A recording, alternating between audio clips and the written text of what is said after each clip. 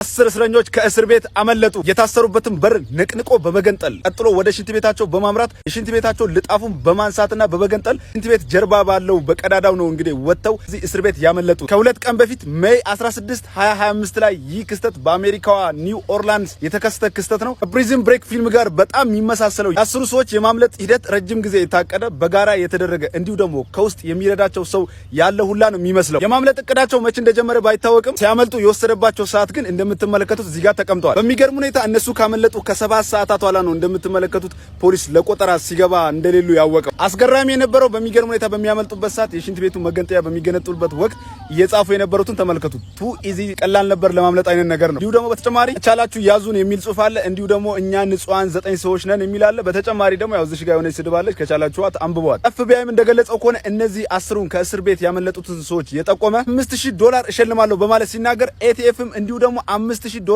እሰጣለሁ በተጨማሪም $2000 ሪዋርድ ይኖረዋል ብለዋል። ይሄ 16 ቀን ከጠፉት ከ10 ውስጥ እስካሁን 3ቱ እንግዲህ ድጋሚ መያዛቸው መታሰራቸው ታውቋል። ቀሩ 7 እስረኞች አሉ። የነዚህ የ10ሩ የማምለጥ ሂደትና ፕሪዝን ብሬክ ተከታታይ ፊልም እጅግ በጣም ተመሳሳይነት አለው። ምናልባት ከነዚህ ከ10ሩ ካመለጡት ውስጥ ማን ይሆናል ማይክል ስኮልፊልድ ወይም ደግሞ ይህን የአንበሳውን ድርሻ ወይም የማምለጡን ሂደት ያቀናበረው ያዘጋጀው? ሀሳባችሁን ኮሜንት ላይ ጻፉልኝ። ጠቃሚና አዝናኝ መረጃዎች ከዓለም ዙሪያ እንዲደርሳችሁ ፎሎ፣ ላይክ፣ ሼር ማድረጋችሁ እንዳይረሳ።